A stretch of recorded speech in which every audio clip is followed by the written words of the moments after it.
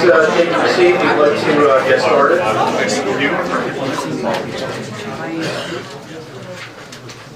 My name is Fred Litwin, and I'm the president of the Free Thinking Film Society, and I want to welcome everybody here tonight to what we think is a very important evening. I started the Free Thinking Film Society, probably one of you know, back in 2007, largely because of Michael Moore. In Ottawa, Fahrenheit 9/11 was everywhere in Ottawa, and there was a small filmmaker in the States who had made a film by the name of Michael Moore Hates America, and I wanted to see it. And so I sent an email to the Bytown Cinema asking if they would bring it in, and of course they had absolutely no interest in bringing in the film. And I realized that the only way I could see some of these films was to start bringing them in myself. So I got some friends together, and the first film we brought in was Obsession, about radical Islam. And I hired the St. Laurent, the Rainbow Cinema in the St. Laurent Shopping Center, went to see them, paid my money, gave them information about the film, and around 2 weeks before the film was going to show, the manager of the cinema called me up and she said, has this film passed the classification board, you know, the old censor board? And I said, I don't know, I haven't even thought of that. She said, well, I don't think it's passed. So I called up the classification board, and they said, well, it's a documentary. You don't have to get approval from us. So I called her back, and she said, well, you know, we've just canceled your film. And I said, why? She said, well, we've received an email, a complaint about the film. And she forwarded me the email complaint, and it was from a retired professor at Carleton, one email, who said that the film maligned Muslims.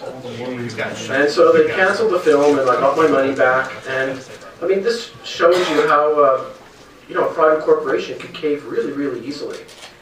And it also showed me that, you know, when you want to shut down something, at least in Ottawa or elsewhere, you don't go to the people like me who put it on. You go to the venue, and you put pressure there. That's how you get stuff shut down. So you might remember back in January when I showed the film Uranium, or tried to show the film Uranium. And at the archives, and what happened was the Iranian embassy complained, and they canceled it.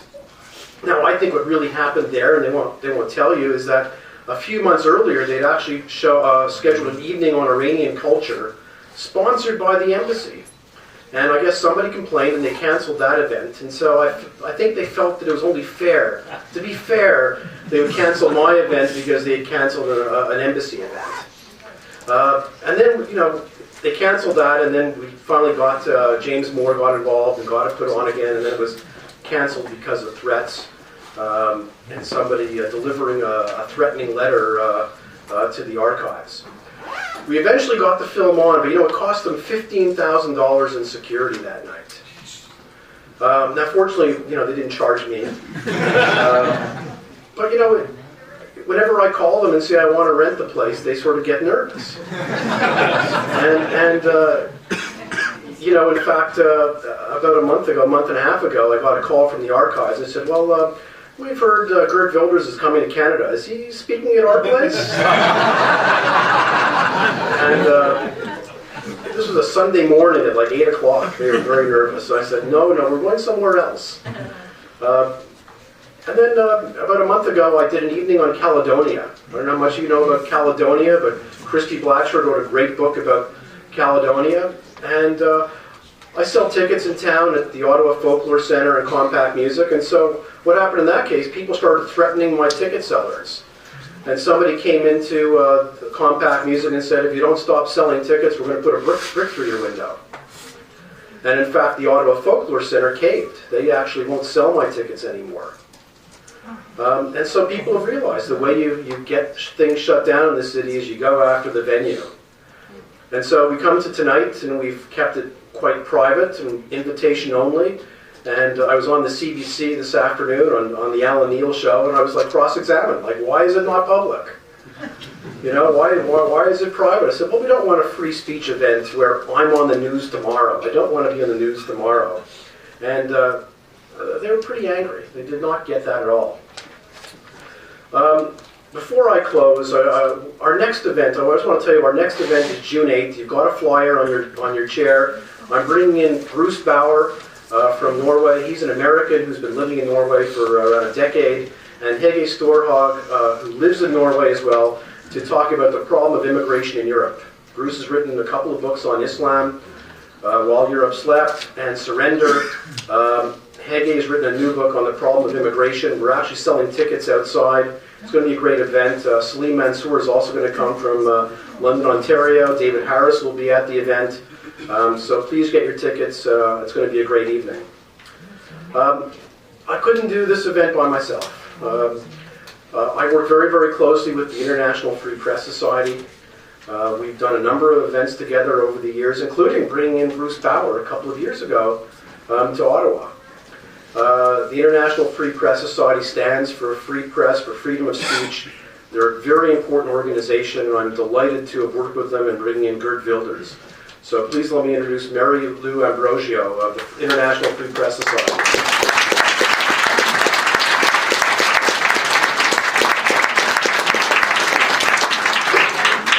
Hi everyone, Mary Lou Ambrosio, and I am Vice President of the Canadian Free Press Society, and I'm shorter than Fred, so. For those of you who aren't familiar with our organization, we're a group that's dedicated to the preservation of freedom of speech.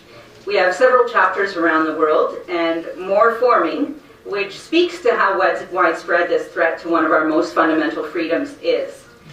Some of you may know us as a result of our Culture in Canada tour, where we caused a bit of a ruckus, right here in Ottawa, actually. But we didn't cause a ruckus. A ruckus was choreographed against us, which of course helped us make our point, which is that freedom of speech is in trouble in Canada. And first thing I want to do is thank all of you who are here tonight, and all of those who attended our highly successful events in London and Toronto for our first set of Signature Series events. You offer visible evidence that there is a desire for this discussion in Canada. And in fact, we believe that the number of people out there who want our politicians to engage Canadians in discussions about freedom of speech and the problems with official multiculturalism is significant. But unfortunately, far too many people don't have the courage to speak up until someone else speaks. That's why, without the leadership and courage of people like Geert, Ezra, Sam Solomon, and Rabbi Hausman, we wouldn't even be able to get the discussion started. And that's what we want to do. We want to provide a platform for people of courage and principle and try to get the message out. You know, the press is always asking us why. Well, that's why. Of course, those who dare to speak of these issues can expect to be vilified and called haters. But we're not haters. In fact, we're the opposite. We're willing to take on a stand against real haters, because we don't fear haters, but we do fear the damage they could do left unchallenged. We see the changes taking place already, but we want to work together, those who recognize what's happening and are willing to stand up to maintain our culture of freedom, a culture guided by reason and principles of liberty and equality. These values are increasingly under attack and are eroding in the face of highly organized efforts to change our culture of freedom through various means, such as mass immigration, the adoption of moral and cultural relativism, and the encouragement of group identity, which ultimately serves to divide us rather than bring us together. Liu Xiaobo, the winner of last year's Nobel Peace Prize, said in his final statement before his conviction, "Freedom of expression is the foundation of human rights, the source of humanity, and the mother of truth. To strangle freedom of speech is to trample on human rights and suppress the truth." For the sake of all the Liu Xiaobos in countries where tyranny reigns, we can't abandon what we have here. Canada must always stand as an example and an ideal for true heroes like Xiaobo. Now, we've had protests and threats of protests over this event, nothing significant, but I have a message for these moral relativists. Now, I want to tell them it's a good thing you're not in Saudi Arabia, because back in March, now, mind you, that's March 2011, not March 736 AD, Saudi Arabia's Interior Ministry said demonstrations will not be tolerated. They will ban all demonstrations because they contradict Islamic laws and society's values.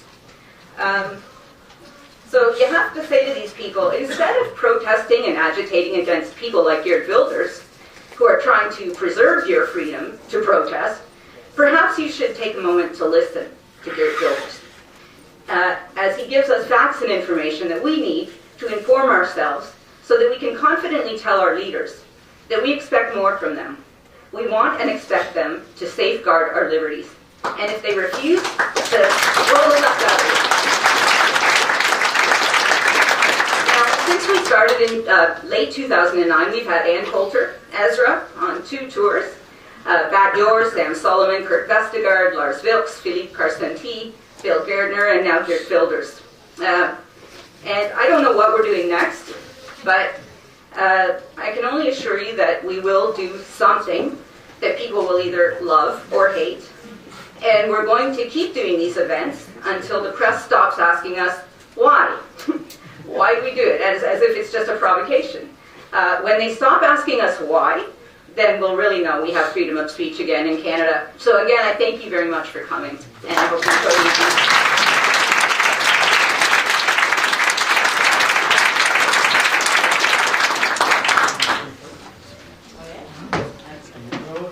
Hi, everybody.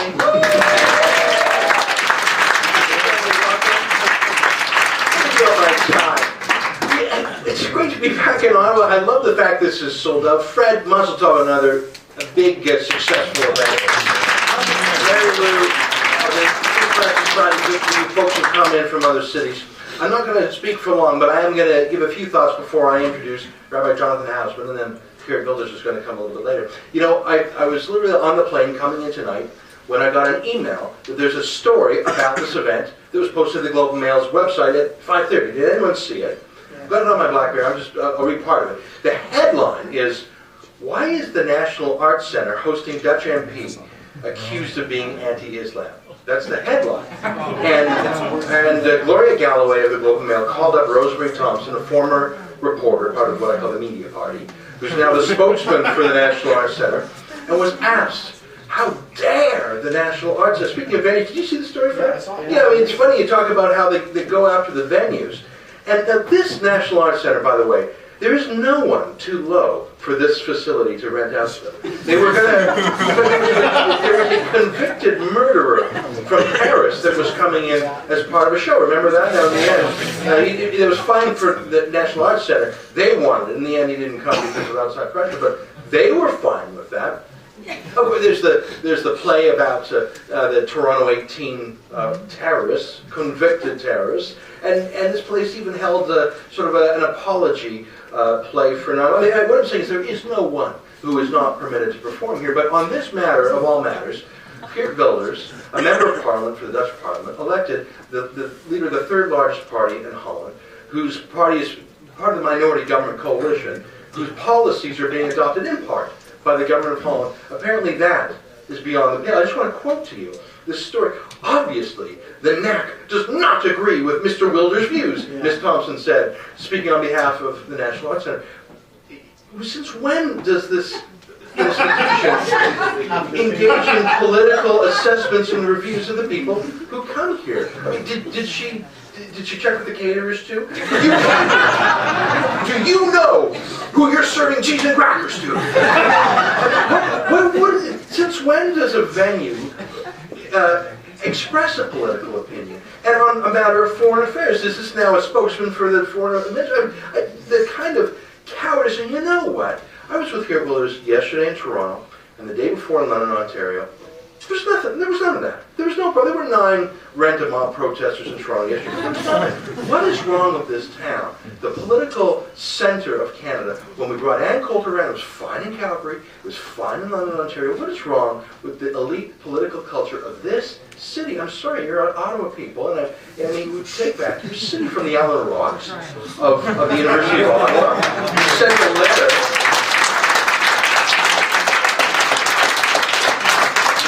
A letter to Ann Coulter in advance, warning her that if she said the wrong thing, she'd be subject to criminal prosecution. What's wrong with the spokesman for the National Arts Center who feels compelled to weigh in on the matters of the day on behalf of that? Does she consult the board? Why would she? There's something wrong when the people entrusted to our public institutions, University of Ottawa, National Arts Center, feel compelled to be cowards at the whiff of any controversy or scrutiny, but always from one side. Has there ever been a speaker on the left too radical, too anti-Semitic, too offensive to be kept out of the University of Ottawa before? On the contrary, they receive funding from the University of Ottawa. And it's deeply troubling, Fred, your reports of the little shakedowns that go on in this country. And, you know, and you mentioned Iranian. That this town has a problem with courage, and that is not a problem that Geert Wilders has. Now, let me tell you this. Geert Wilders says some things that are quite controversial, and in fact, I can't go all the way with him. There are some things he says, is his views on banning the Quran, that I'm sorry, as a free speechnik, I just won't go that final step. But what I will say is the subjects that he chews into, that he talks about, that he stokes, are subjects that we must grapple with here in Canada. The challenge posed by radical Islam to the equality of men and women. That is a challenge for us too. The separation of mosque and state, and the absence without leave of the typical people calling for that. Where is Henry Morgentaler and his Humanist Association? They're so on guard to keep the church out of our state, but are silent when the mosque wants into our state. Where is the Judy Rebicks of the world? So vocal when it would be a white Christian priest on the prowl against women's rights, but hiding under her desk when it is an imam who speaks with a foreign accent from a foreign country. Why have our liberal guardians of free speech gone absent without leave? And that's what's so interesting about Geert Wilders. Some of the things he says, I'm sorry, I cannot abide. That is not the point. The point is the man ought to be able to weigh in to a discussion that is overdue.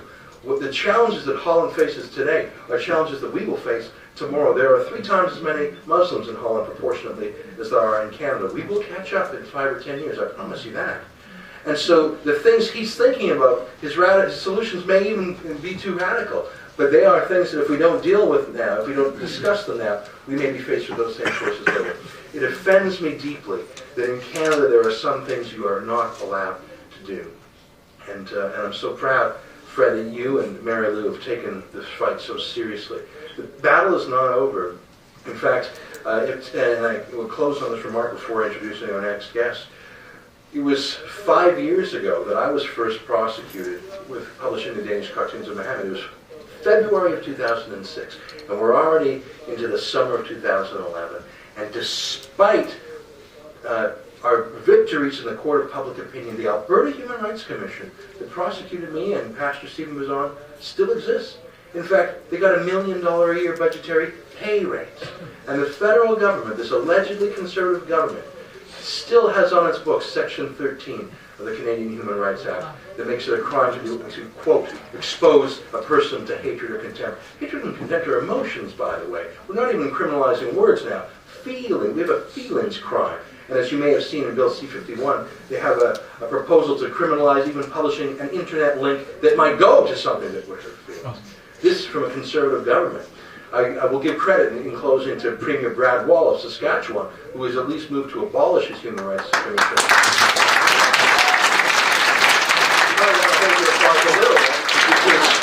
The law will still be enforced by the courts, but at least it'll be taken away from the kangaroo courts, and there will be some rules of law and evidentiary rules and cost penalties for malicious complaints. But I'm not much more pleased that a judge will be enforcing censorship rather than a fake judge, but it's a baby step. So I would say that the need for the free-thinking society, the need for events like this in the International Free Press Society is as large as ever. And I undertake to you, from my tiny pulpit and Sun News Network, to cause as much ruckus as I possibly can.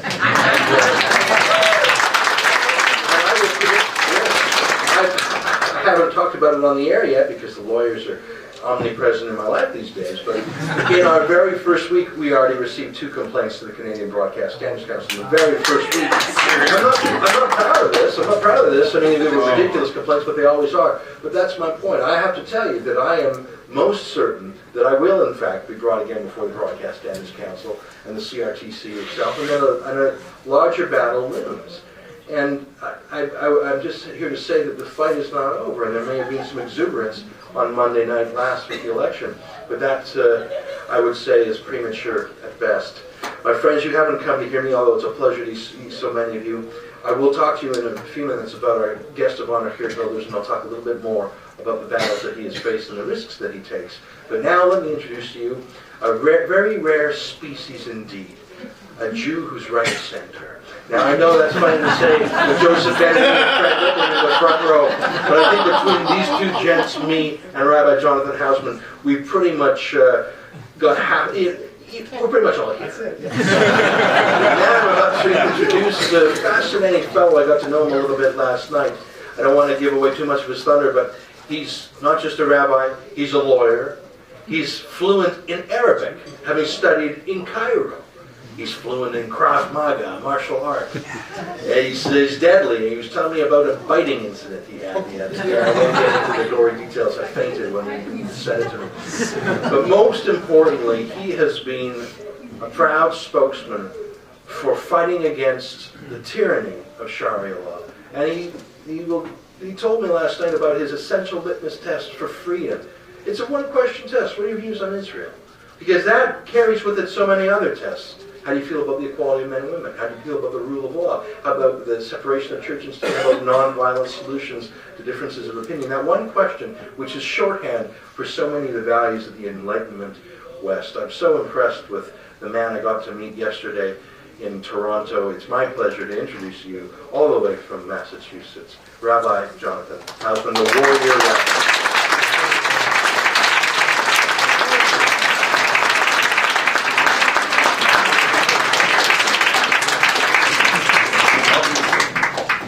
I'll tell you about the biting incident in a minute, because as long as Ezra brought it up, you should know what that was all about. It's a pleasure to be back in Ottawa with a few of the people I was with today. Last I was here was 1983. You had a really great pub here that served Tetley's IPA. And I remember, Fred, it was the night that Michael Jackson's Thriller opened up here in Ottawa. So that's how far back that goes. Ezra, it is very interesting to note that the mainstream media in Canada is, as it is in the United States, the lamestream media.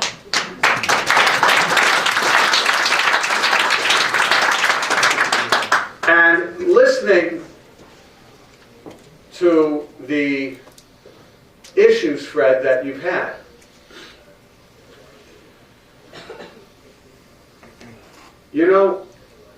I can deal with stupid people. No, I can deal with stupid people. But dealing with smart, stupid people who concoct these parameters within which people like Ezra, myself, Fred, Mary Lou, the IFPS, the TUW, the Center for Security Policy, and a whole host of other organizations that you have up here north of the border. We have our own issues down in Boston. The Kennedy School of Government, okay, the top program in political science in the United States, wants to bring in Ahmadinejad. What is that all about? Freedom of speech, and yet, huh? You're pulling our legs, Shirley. I wish I was. Oh, don't call me Shirley. You and I have to talk afterwards. I like you. But seriously, my God, a government that protects none of the rights that we know are our unalienable rights. And by the way, according to our founding documents, south of the border, it's unalienable, not inalienable. Okay? It's just amazing. Smart, stupid people. And what they'll tell you is that there is a First Amendment right of speech, but there is a corollary, which is the right not to be offended. Now, I don't know how many of you are U.S. citizens, and I don't know how many of you know our founding documents in the United States, but for the life of me, I went to law school, took constitutional law, I'm educated in this area. For the life of me, somebody please show me in the First Amendment to the United States Constitution where it says that you have a right not to be offended. Where? But as many many people as I've brought into my synagogue, like my dear friend Geert, like your countryman, Mark Stein,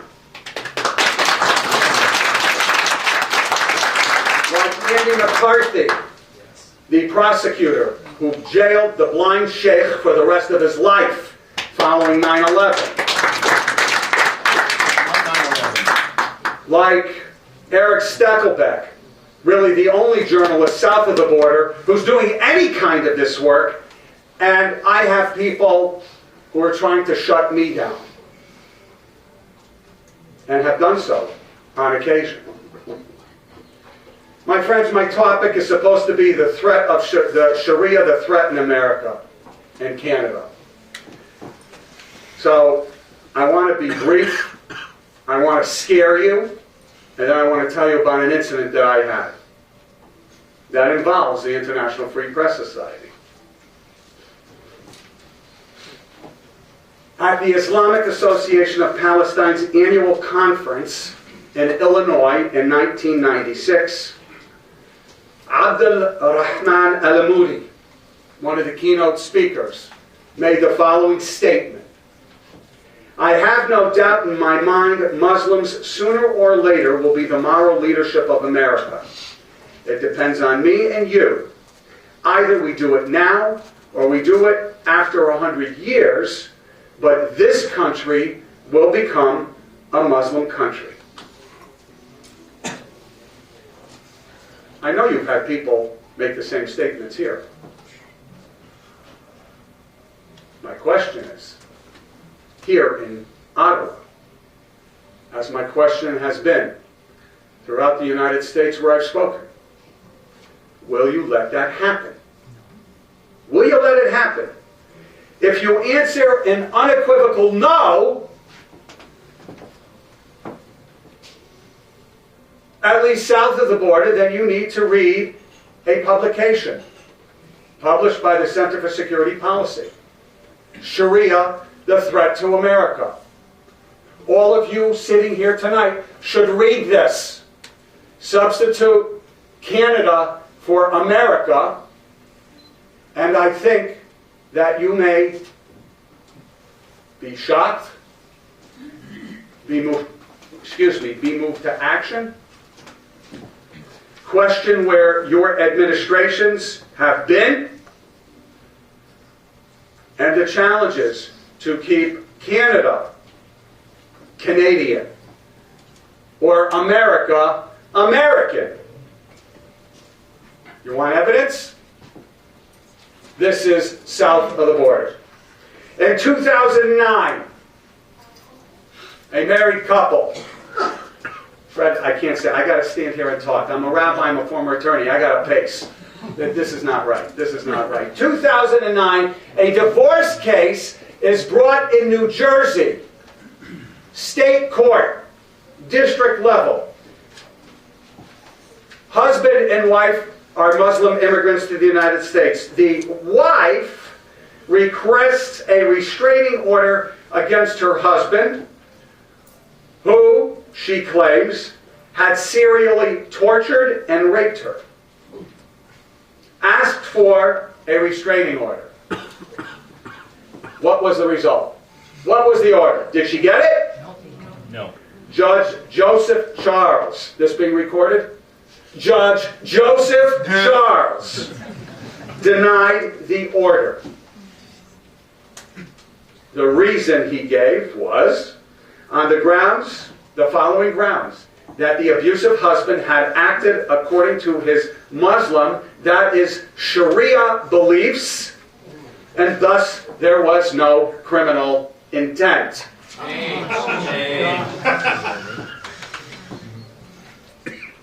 Of course, this makes the newspaper, and my wife being married to me knows that I immediately start fulminating at smart, stupid people. What do you think's going to happen? And I said, oh, if I were still practicing law and the attorney, this would be on such a fast track to appeal, it would make your head spin. Sure enough, it was appealed. The appellate jurisdiction, thankfully, overturned the decision.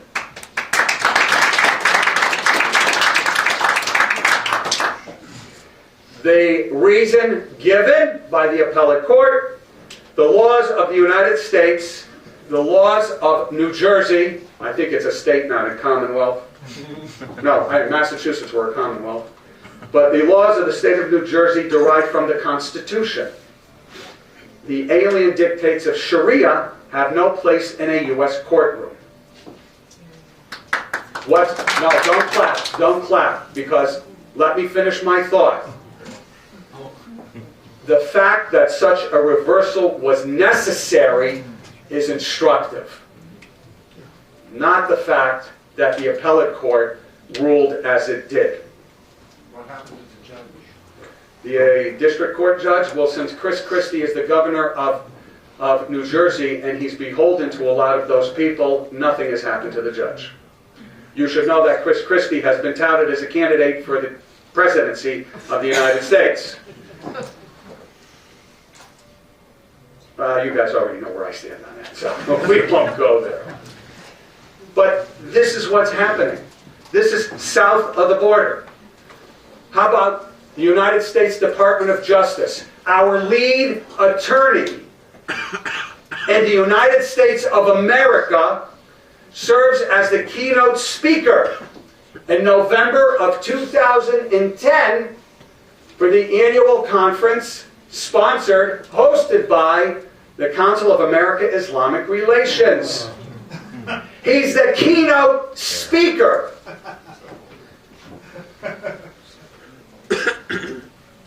You know, I do a lot of stand-up comedy. Eric Holder? But this guy, yeah, that's the man's name, Eric Holder. Eric Holder. CARE. CARE. Do you know how much information the United States government has on CARE? All from the largest terrorist funding prosecution brought to trial in the United States, the Holy Land Foundation.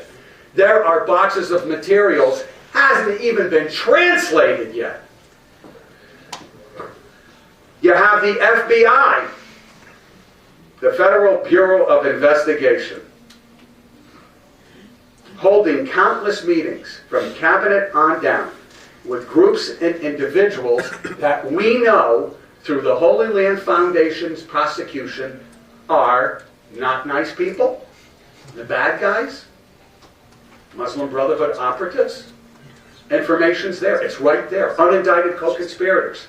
Now, you know, there are lots of reasons why someone or some organization could be an unindicted co-conspirator, including you don't want to muddy the waters of the prosecution at hand, the case at hand. Lots of reasons. The list of these organizations is an alphabet soup of organizations in the United States with which government officials are in dialogue. Why? You know the reason why. You know the meme. We have to reach out to leaders to work to prevent radicalization. We have to make sure that this doesn't happen again. What doesn't happen again? Oh, maybe a shooting on a military base down in Texas. Or how about this from yesterday? Continental Airlines plane is landing, about to land in San Francisco. And as it's beginning its descent, a man from the rear of the plane starts to run up the aisle to the front of the plane, screaming, Allahu Akbar. And we're told that we shouldn't rush to judgment.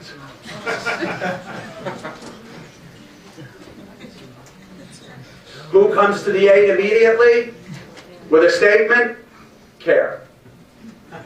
No, Mary Lou, CARE. With whom do university administration officials meet? The MSA. You know the MSA. No, you know it even better than that. One of the groups that started Israel Apartheid Week, right here, with the home university for Israel Apartheid Week, University of Toronto. Smart, stupid people. MPEC, Muslim Public Affairs Committee. ISNA, the Islamic Society of North America. ICNA, the Islamic Center, Circle, the Islamic Circle for North America. The Triple IT, down in Herndon, Virginia, right near the Dar al-Hijra Mosque, who was the Imam at Dar al-Hijra. Al-Awlaki, you know, that wonderful American who now resides in Yemen. They almost got him yesterday with a one of those smart bombs. The FBI says that it won't deal with these organizations. Very nice. That's what Robert Mueller's office says. He's the director of the FBI. But the FBI General Counsel Valerie Caproni regularly meets with these guys. This is south of the border, my friends. Judges appointed to the bench who are connected to these people. Funders for major universities.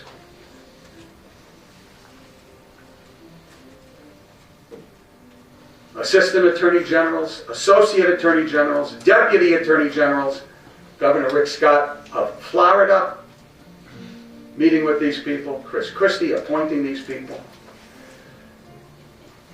I got pages and pages and pages of this stuff that I assembled for this evening. It just boggles the mind. Boggles the mind. Department of Justice having information, U.S. Department of Justice having information. Cutting ties, maintaining ties. Advisor, the President of the United States, Valerie Jarrett, serving as keynote speaker at conventions for these people. Yeah, you like that one? Freedom of Information Act requests for information denied by attorneys general in the United States.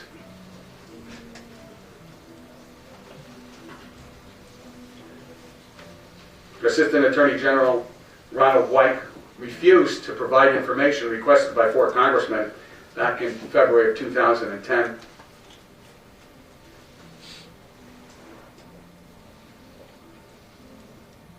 How about incidents up here? Did you not have an attempt interrupted at Parliament building? Attempted bombing? Yep, you've had that. You've had others as well. Yep. I want to end with one story. Ezra, Mary Lou, they all give me more credit than I deserve. Through the good offices of the International Free Press Society, I was to bring Lars Vilks into my synagogue. The FBI came to my synagogue the Friday night before and asked me, actually did more than ask me, they strongly suggested that I cancel bringing Vilks into my synagogue to speak.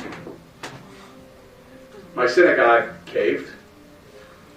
I brought him to Boston and brought him elsewhere. I don't like to be told what to do. I don't like to be told what to say, and I don't like to be told what to think. But the fact that the FBI came to my office, what does that tell you? You're in Canada. What's going on in your backyards, my friend? You need to know. And only you can do the work. The only thing I can tell you is, if it's happening south of the border, I can tell you it's happening north of the border. I thank you so much.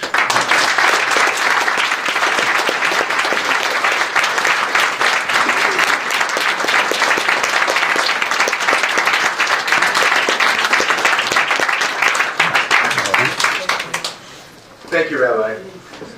Well, as you can see by the presence of security personnel, the guest of honor for whom we have come tonight is here. And let me remark on that for a moment. I have observed politics in your city and elsewhere in this country, and I have to tell you that when Geert Wilders came to our studio yesterday for his interview, I have never seen a larger security detail other than that that accompanies the Prime Minister. They were both Dutch security, RCMP and private security. And at first it's rather exciting. It's a flourish. The man of great importance must be coming. But that glamour fades very quickly when you realize just how unglamorous it is to have to be worried every single night of your life that you just might be killed because you dare to have an opinion. And it's not just an abstract academic threat. As those of you who follow these things know, in Holland, vocal activists who criticize Sharia law wind up assassinated too frequently. Once is too frequent. Pim Fortuyn, a gay politician whose chief objection to radical Islam was that it was changing the liberal nature of Amsterdam, was assassinated. Theo van Gogh, a filmmaker who made a film called Submission about the role of women in radical Islam. His throat slit, a note stuck to his chest with a knife, explaining that it was vengeance for his desecration of Islam. Ayan Hirsi Ali, who was an associate of Geert Wilders, basically ran out of the country and now must live also with a security detail. These things are a reality in Holland. Thank God they haven't manifested themselves here. But as we know, it's only for the work of the RCMP that they haven't. It is amazing to me that Geert Wilders, despite this threat on his life, continues to speak bravely and forthrightly. And as I said earlier, it's not about whether or not we agree with every word he says. That's not the point. It's that we're allowed to think about it and allowed to talk about it. And let me close with one last observation before I welcome him into the room.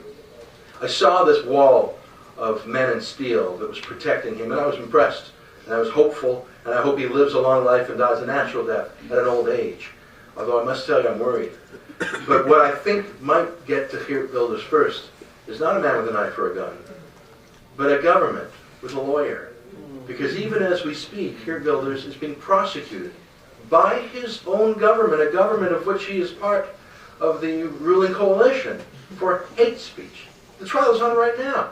And I should tell you, and he'll go into some detail, that the prosecutor who first took the complaint from a coalition of multicultural and Muslim and liberal groups examined it and rejected it on the grounds of free speech, as he well ought to have.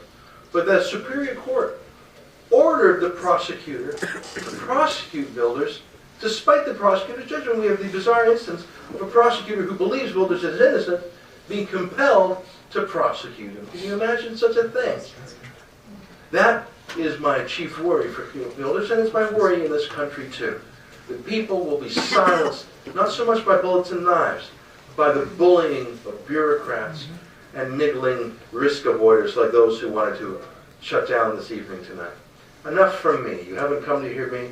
You've come to hear one of the bravest men in Europe, Geert Wilders, the leader of the Party for Freedom. Please join me in welcoming.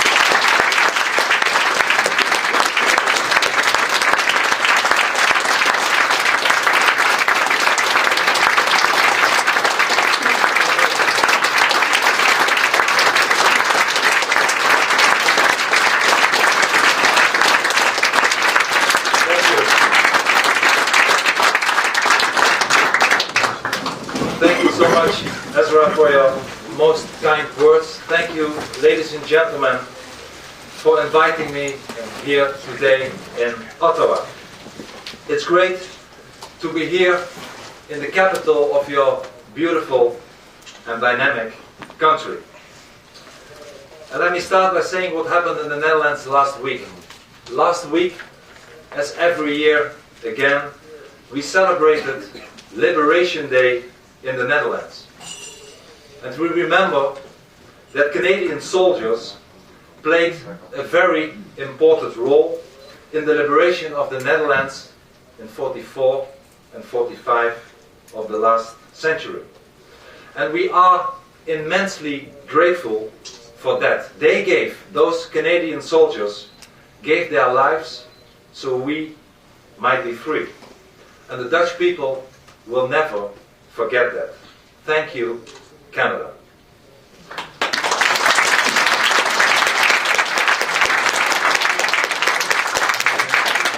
Canada is also dear to us because your country is the home to over 1 million Dutch people, people from Dutch descent in your country. Dutch immigrants, like countless immigrants to other countries, have helped to turn Canada into what it is today.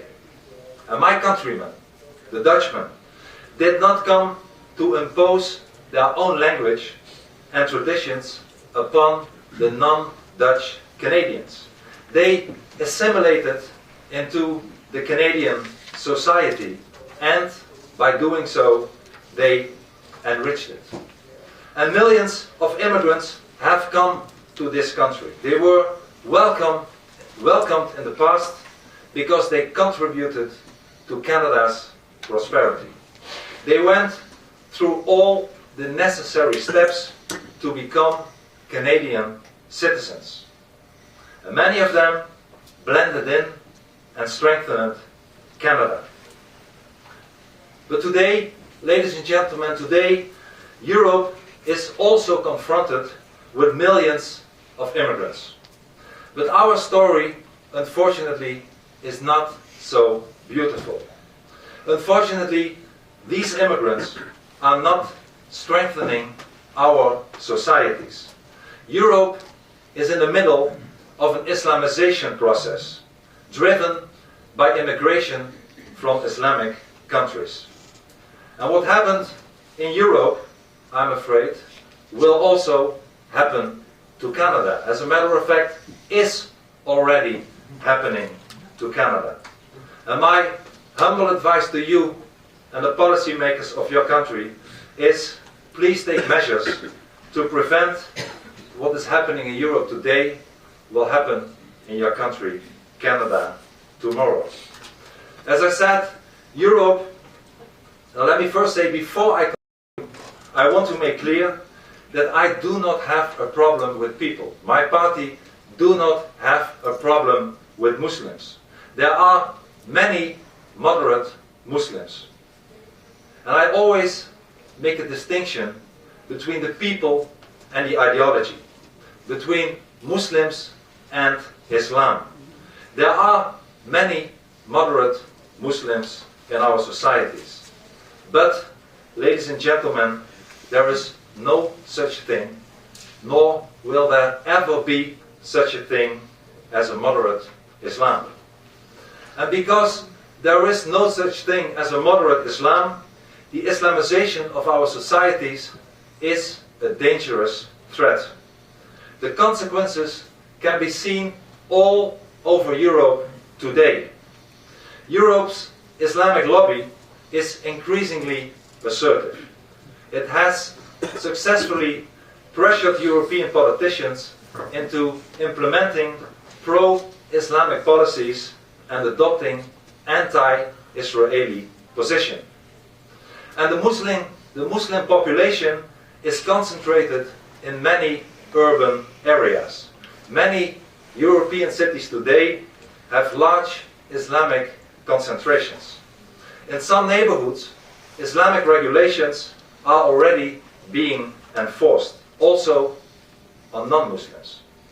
Women's rights have been trampled. We are confronted with headscarves and burqas, with polygamy, with female genital mutilation, with honor killings. In each of our cities, wrote the well-known Italian author Oriana Fallaci shortly before she died in the year 2006, there is a second city, a state within the state, a government within the government, a Muslim city, a city ruled by the Quran, end of quote. And unfortunately, the influence of those Muslims who organize their lives according to the Islamic requirements is growing all across Europe, especially among young people. And let me give you some facts. Among 15-year-old German Muslims, 40% consider Islam more important than democracy. Among Muslim university students in Britain, 40% support the Sharia today. And 1 in 3 of those students in the United Kingdom consider it legitimate to kill in the name of Islam. This is Europe today. And in January of the year 2008, Michael Nazir Ali, the Anglican Bishop of Rochester, stated, and I quote, that the ideology of Islamic extremism has succeeded to turn already separate communities into no-go areas. Those of a different faith may find it difficult to live or work there because of hostility to them and even the risk of violence. End of quote. And in June of the year 2008, the same year, Christian church authorities in the Danish town of Aarhus decided to pay so-called protection money to Islamic so-called security guards who assure that churchgoers are not harassed by Islamic youth. On March 31st of last year, the year 2010, a fight broke out in the Roman Catholic Cathedral of Cordoba in Spain when Muslims entered the cathedral and claiming it was theirs. They attacked the guards with knives. This is Europe today. Women, Christians, homosexuals, Jews, atheists and apostates, Sikhs and Hindus, they are all being threatened by Islam in Europe today. And the question, of course, is how did we ever get into that situation? And I have to tell you that it's partly our own fault because we have foolishly adopted the ideology of multiculturalism or pluralism, as Canadian politicians used to say nowadays. But I use the term multiculturalism to refer to what I call cultural relativism. And cultural relativism, ladies and gentlemen, is a specific ideology which advocates that all cultures are equal.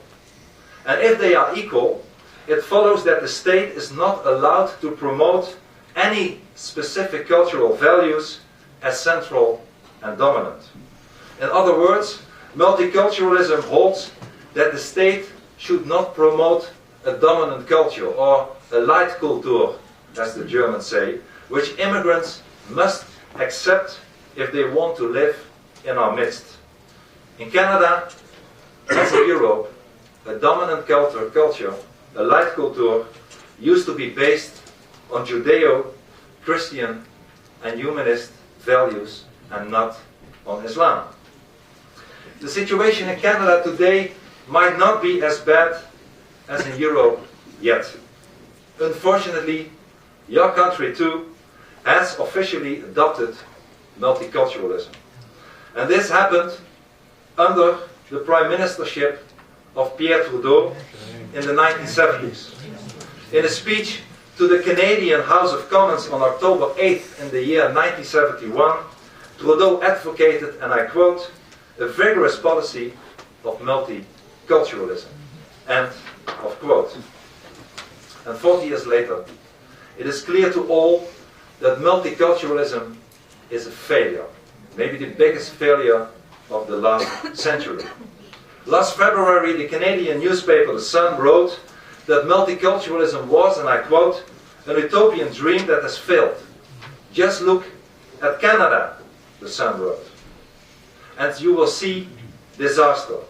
What we have is a society living largely in segregation, and what ferments so often in many of these ghettos are the religious prejudices and ethnic hatreds of the homeland of immigrants. End of quote. But the Sun, ladies and gentlemen, is omitting something. And so are European politicians, like President Sarkozy of France, Chancellor Angela Merkel of Germany, Prime Minister David Cameron of Britain, who recently also all pointed out that multiculturalism has been a disaster. They all carefully avoid referring to the only elephant in the room of multiculturalism. And this elephant in the room has a name, and the name is Islam. Multiculturalism would not have been able to cause the damage that it has done if it had not been for Islam. And if you don't believe me, listen to what the former Prime Minister of Singapore, Minister Lee Kuan Yew, recently said.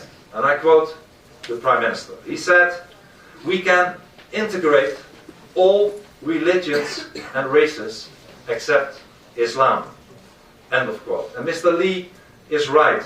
He was speaking from experience in his own multi-ethnic country, where Malays, Indians, Chinese and Europeans live harmoniously together, and only the followers of Islam cause problems. And the European experience shows that Mr. Lee is very much right. It is Islam which is causing the most problems for social harmony in our multicultural society. Multiculturalism, ladies and gentlemen, encourages groups not to assimilate into a society. On the contrary, it stimulates them to keep their provisions and to push their own agendas. And this is a recipe for conflict when Islam is involved. Because Islam has only one goal. Please keep that into your mind. Islam has only one goal, and that is submission. Pure submission, whether by persuasion, by intimidation, or by violence to non-Muslims. And the Dutchman I already referred to, this 1 million Dutchmen who came to your country, never caused any problems because they did not bring along an ideology of hate which prohibits friendship with non-Dutchmen, which commands them to hate non-Dutchmen and to submit or kill non-Dutchmen.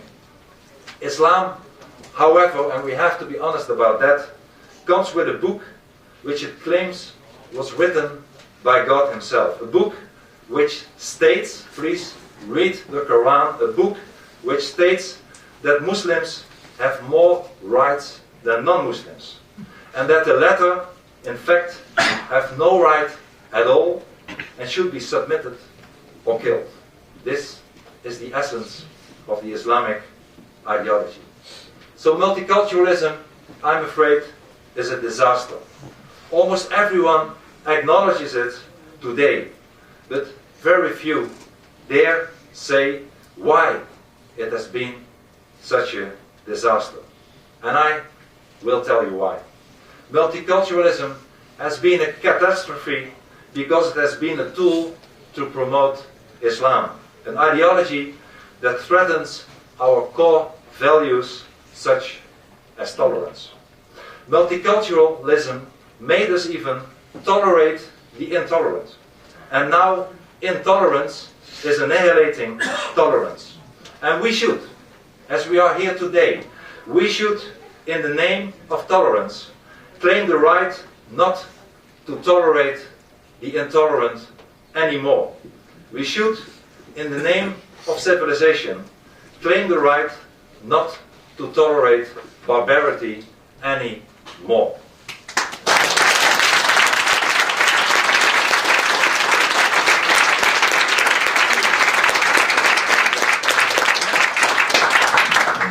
How deep have we fallen, ladies and gentlemen? The dogma that all ways of life, opinions and beliefs are of equal value is destroying Western culture that heralds a return to barbarism. All over the West, including Canada, we are now being confronted with phenomena such as honor killings, where Islamic men kill their own daughters, sisters and wives, while politicians, not only in Europe, but also, as for instance the Canadian MP Justin Trudeau, the son of Pierre,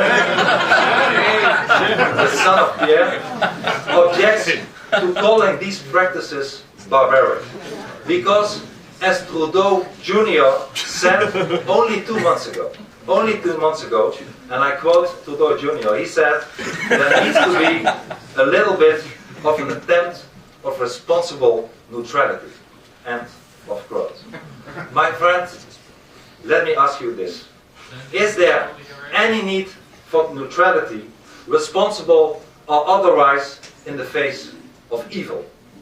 The answer is of course no. In the face of evil, we all must speak the truth. We must speak the truth or we will perish in lies. And the truth is that in the face of evil, neutrality itself is evil. Islam obliges Muslims to follow the example of the so-called prophet Muhammad. And the life and deeds of Muhammad are very well known. Ali Sina, an Iranian ex-Muslim who lives in your country, Canada, today, said that Muhammad is a pedophile, a mass murderer, a terrorist, a torturer. All descriptions are historical facts, and they are true. Islam is dangerous because it exhorts its followers to imitate Muhammad. Muhammad is the role model as closely as possible to their personal lives. And that is why it's our duty, however dangerous it might be, it is our duty to unmask Muhammad. And that is why next year I intend to release a film about this evil man. Today, ladies and gentlemen, we are confronted with political unrest in the Arab world. Autocratic regimes, such as that of Ben Ali in Tunisia, Mubarak in Egypt, Gaddafi in Libya, Assad in Syria, and others have been toppled or are under attack today. And the Arab people long for freedom, and this is only natural.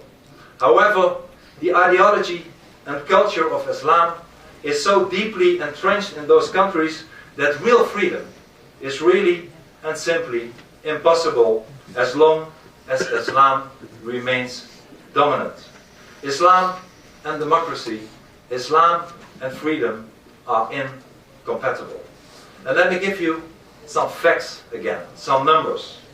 A recent survey by the American Pew Center, which was done after the removal of President Mubarak in Egypt, found that while 59% of the Egyptians prefer democracy to any other form of government, that 85% of the Egyptians, and I'm not talking about the friends of the Muslim Brotherhood, but 85% of all Egyptians say that Islam's influence on politics is good.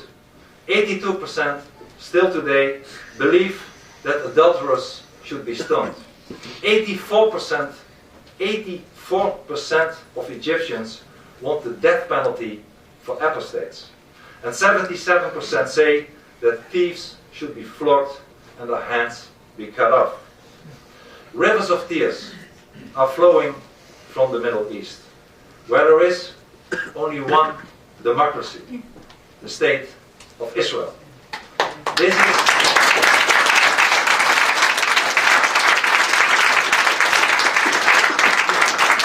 This is, my friends, why Israel deserves our support. Israel is a safe haven for everyone, whatever your belief and opinions. It is a beacon of light in a region of total darkness and barbarism. If Israel falls, we too will feel the consequences. If Jerusalem falls, Athens, Rome, Toronto, and Amsterdam will be next to fall. As a matter of fact, Israel is fighting our fight. We all are Israel for that reason.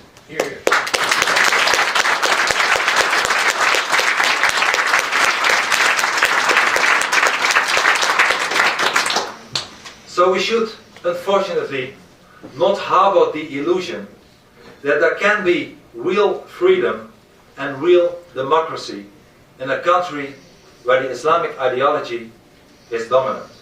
The death of Osama bin Laden last week was indeed a victory for the free world. But we will be confronted with Islamic terrorism as long as Islam exists. because the founder of Islam, Muhammad, was himself a worse terrorist than Bin Laden ever was. My friends, history has shown that free people are capable of great things. Islam deprives Muslims of their freedom. And this is a shame.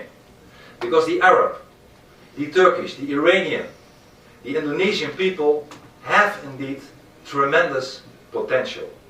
If they were not captives of Islam, if they could liberate themselves from the yoke of Islam, if they would cease to take Muhammad as their role model, if they got rid of that evil book called Quran, they would be able to achieve great things which they would benefit from, and I'm sure the entire world.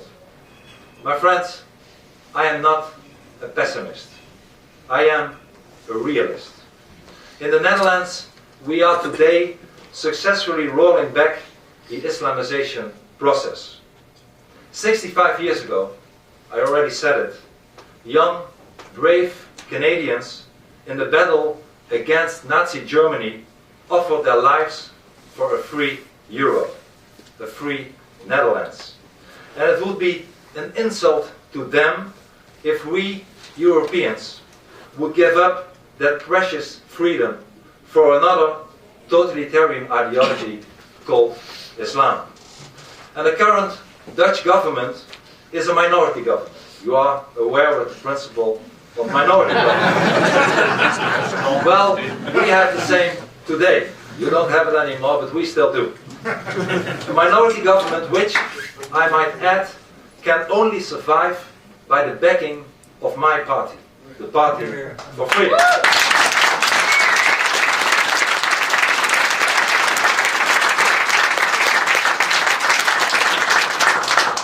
And after tough negotiations last summer, negotiations that took a couple of months, we decided as the Party for Freedom to support the government, but in return we demanded and we got measures to be taken to prohibit certain aspects of Sharia law. We achieved that the Dutch government, for instance, will ban the burqa and the niqab. We also achieved that the government will restrict immigration from non-Western countries by 50%.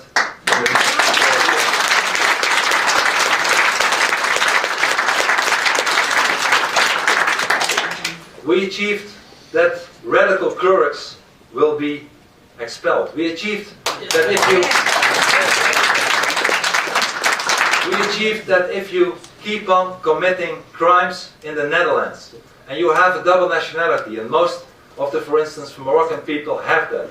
If you keep committing crimes, we achieved that the government in the future will strip you of your Dutch nationality and send you packing away.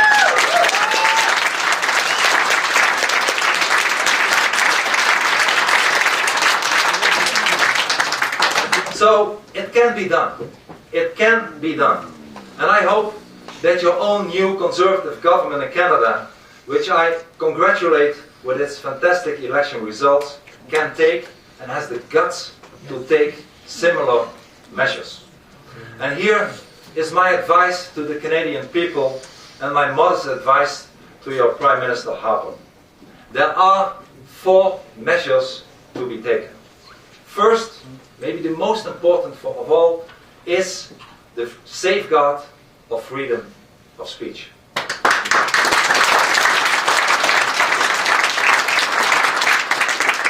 If we cannot speak the truth, if we cannot say what's really at stake, if we keep the people ignorant, because you have to go to trial, or some of your kangaroo courts, as they call it, I believe, these committees, or what's the name of it, these human rights committees, and people self-censor themselves. I was this week, I had many interviews on television and on radio, and some journalists say that they self-censor themselves because they are either afraid to lose their license or to be taken to such a human rights committee. That's a shame. How can we educate the people? How can we tell them what is at stake if we lack the freedom of speech? Freedom, ladies and gentlemen, is the source of human creativity. and development. People and nations wither away without the freedom of speech, without the freedom to question what is presented to them as the truth. Without freedom of speech, we risk becoming slaves. As Frederick Douglass, the 19th century black American politician, the son of a slave, said, and I quote, "To suppress free speech is a double wrong. It violates the rights of the hearer as well as those of the speaker." And in Western Europe today, and also in Canada, free speech is being restricted at the demand of the Friends of Islam and their collaborators. We all know the case of this hero, Ezra Levant, here in Canada.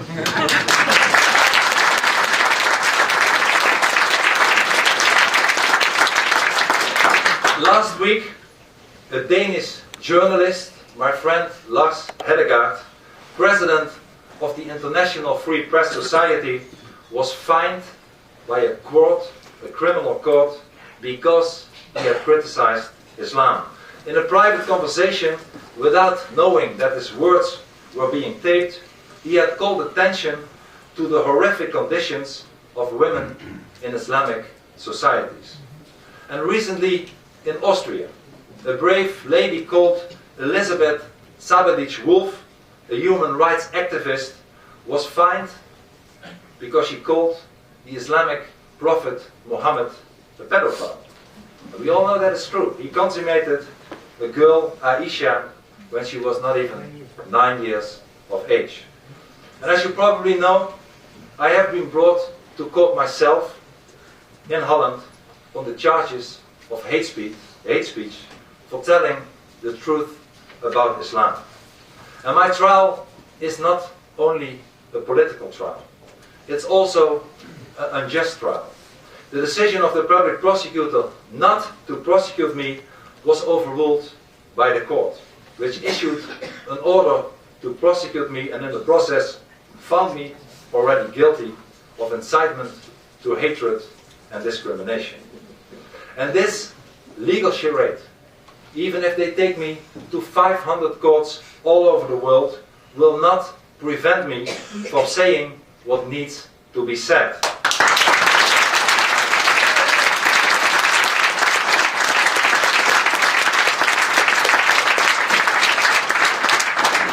The fact that we are being treated as criminals for telling the truth must not deter us.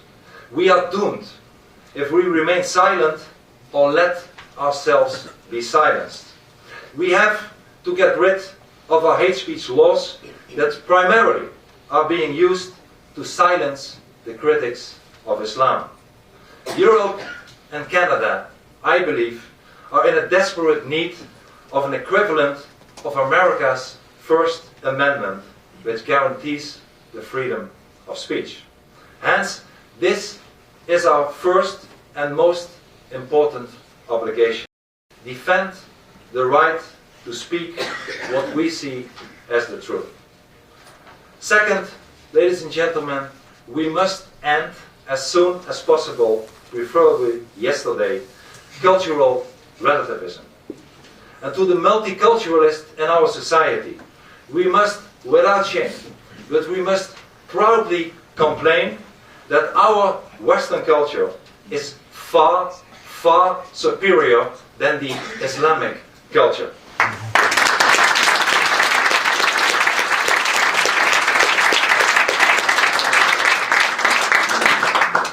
Only when we are convinced of that, we will be willing to fight for our own identity. We must defend our own civilization if we do not want to be swamped by barbarism. And third, we must have the guts to stop the Islamization process. More Islam, I cannot repeat it enough, more Islam means less freedom. We must stop, first and foremost, we must stop the immigration from Islamic countries. We must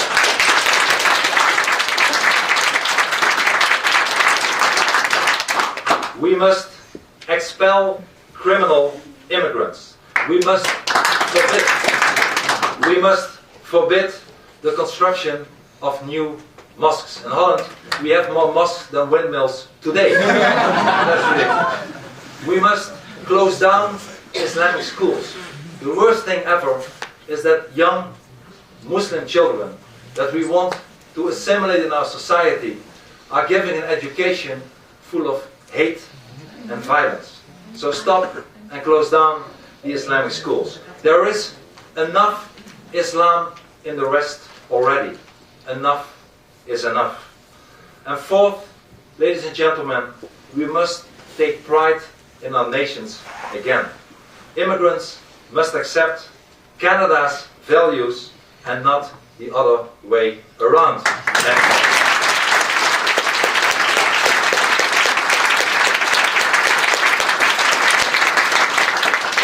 Ladies and gentlemen, you and I, Canadians and Dutchmen, we belong to a common Western culture. We share the ideas and the ideals of our common heritage. We are brothers in arms. You fought for us, and we will fight for you. Together, I am sure we can turn the tide.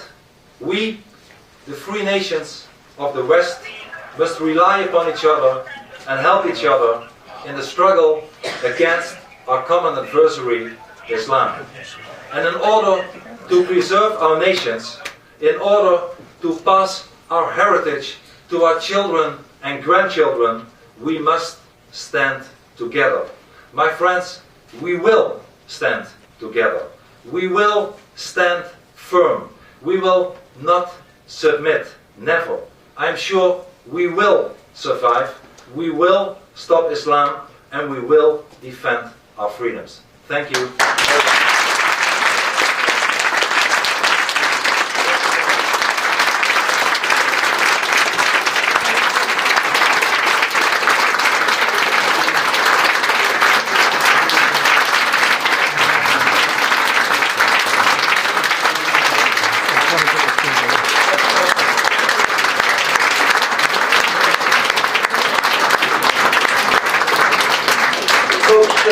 Mr. Wilders has to head to the airport very briefly, so we're going to take just 3 questions. There's a microphone in the middle there, and I am going to cut off the microphone after 20 seconds. So if you can't form your question in 20 seconds, we're going to move on to the next one. Did I see a microphone in the middle there?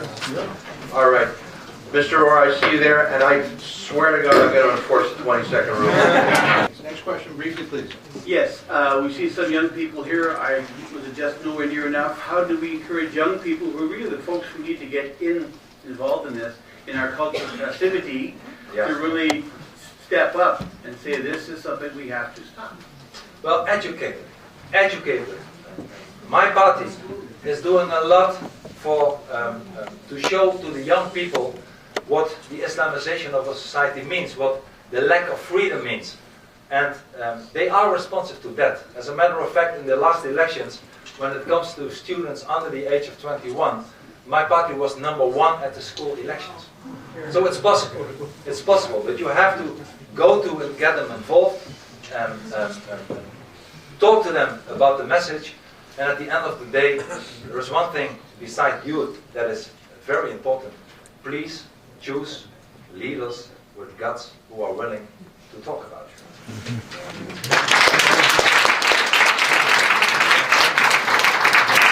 Mr. Wilders, you recently declared the creation of the International Freedom Alliance. Can you tell us a little bit about that organization, when it's coming to Canada, and how we can get involved? Yeah, we are indeed, because once again there are many countries in Europe where the same process as the Netherlands is getting. We are, as a matter of fact, partly worse off than Canada. As I tried to explain in my short address to you, Europe is 5 minutes to 12. We are very bad off in the Islamization process. But there is one thing that we have done a little bit better than Canada or the United States. And that is that the people are fed up. The people in Europe are, in a growing amount of numbers, fed up with politicians talking only political correct nonsense, giving them lies, ignoring the problems, telling to people who are stating problems about Islam that they are xenophobes, taking them to court. This is not working anymore in Europe. You see, my party, if we would, Holland is, and I'm very proud of that, still a very tolerant country. If my party would be even a little bit extreme, we would get 0.8% maximum of the vote. We got between 15 and 20% of the vote. The people that vote for my party are not radicals, are not extremists, are people that are fed up with the multicultural lies and see the changes in their streets, in their neighborhoods, in their schools every day again. So this is happening in many other countries. There was a survey about the United Kingdom and Germany. If a party that is not extreme, that is not fascist, not like the British National Party or German parties that are similar like the Republikaner, if normal party would stand up in those countries, they would get 20 to 25% of the vote. So this is what we are trying to achieve. We are trying to get along with other grassroots organizations, with other normal, I should say, kosher parties from all over Europe. Well, this is a very important test. What I learned, if you talk to other parties and groups, ask them one question. What do you think about Israel? And that answer is often the answer if they are kosher or not on all the other issues. So what we are trying to do with this new organization is find groups, grassroots level groups, political groups, and try to work together. And I hope that by the end of this year, with websites and other activities, we will have an international start of an organization. Because once again, this is not a domestic problem. This is not a problem of the Netherlands and Canada alone. This is a problem of the whole free Western world.